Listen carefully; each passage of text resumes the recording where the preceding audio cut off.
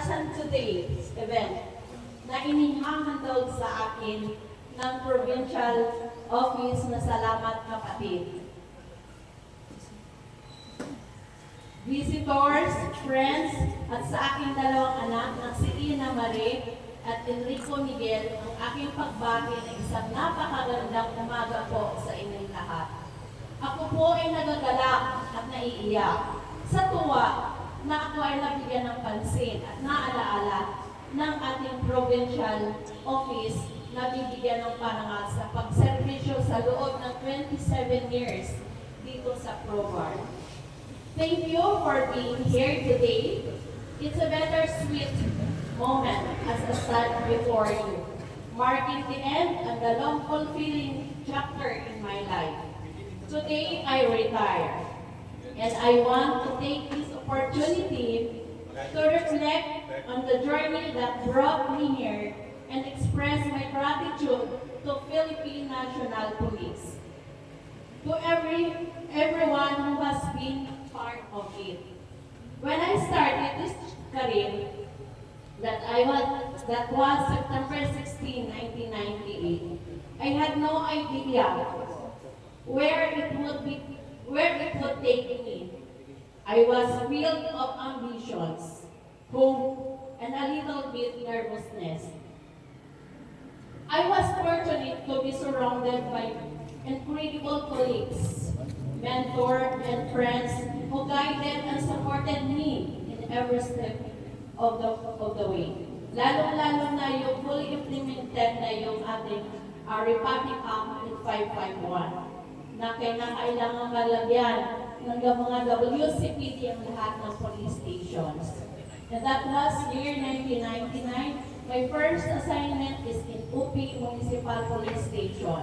It was very challenging ang UP para sa akin dahil napakarami pong kaso, bawsi, rape cases, child abuse, na kung saan wala po akong experience or any yung mga napag-aralan, seminars. That time, 1999, hindi pa po sa mga seminars noon. It was very challenging talaga sa akin. At ang nadatnan ko pa ng mga kapulisan doon ay halos retireable na din dahil sila yung dating PCINP. Pero napakagaling po nila pagdating po, lalo-lalo na sa investigation section. Doon ako natuto sa kanila, demote me, at doon ako naging matatang kung paano isulong yung karapatan ng ating mga kabataan at kababaihan. Ngayon nga lang sabi ni Sir Vinyas, pag-iingat-ingat ka rin ha, kasi ang dami ko palang naipakulong. So anyway, yung win-win solution lang pagdating sa karapatan ng ating mga kababaihan at kabataan. Together, we have faced challenges, celebrate success, and created memories that I will cherish forever. Being a police officer who are truly devoted in the service is not easy, lalong-lalo na bilang isang Women and Children Protection Desk Officer and at the same time, a solo parent, a solo mom. Of two, minsan nakakaiyak yung nagsisilbi ka sa taong bayan.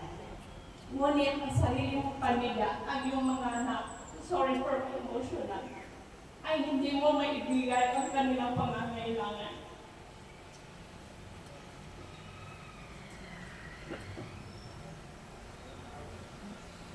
Ngunit ang lahat naman ng paghihirap ay may kapalit ng kaginhawahan, di ba? Basta't manalig ka lang sa buong may kapal.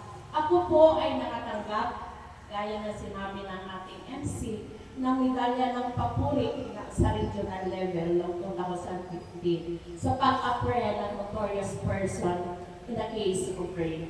At noong 2023 ay nakatanggap po ako ng Best WCPD Investigator dito sa ating probinsya na ibinigay ng province Maguindanao del Sur during the 122nd Police Service Anniversary. One of the things I will miss the most is the camaraderie we've shared, the teamwork, the laughter, and late at night brainstorming session. And even the occasional disagreement, mayroon po tayong mga ganon, lalo-lalo na mayroon tayong mga kanya-kanyang pananaw sa buhay. All these experiences have shaped me into who I am today. Please say, you don't just retire from a second job. You're retired from a second home. Totoo yan. Mafe-feel nyo rin yan pagdating ng panahon. And all of you have been my extended family. Ngayon na retire na ako, pag nakikita ko ang isang tao na ka-uniform, sabi ko, kapamilya ko yan. I want to take a moment to thank some special people, even though they are not around. Retired na rin po sila. To Police Major Merly and Lemau and her husband, my schoolmates, kumare, mentor and kababayan. As well as her husband, Police Chief Executive Alfredo Lemau.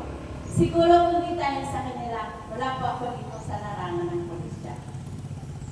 To Sir Reggie Abeliera, ang ating admin, na napakabait ng aming EI during our recruit days. And to all of you, your support, encouragement, and friendship have meant the world to me. To our high-ranking officials of ProBar, thank you for guidance and for believing in me. And of course, to my family, especially to my two children, Ana Marie and Enrico Miguel, thank you sa mga anak for your support and understanding.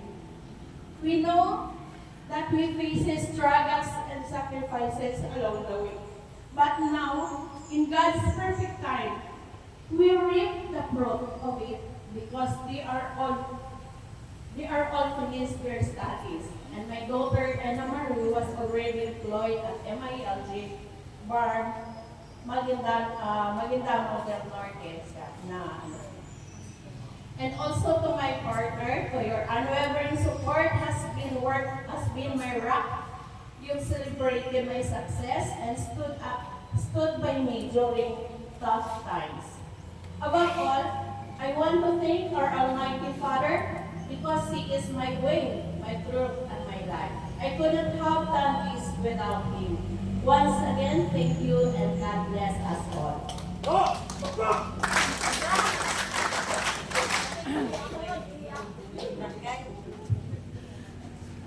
Thank you, ma'am, for those inspiring words.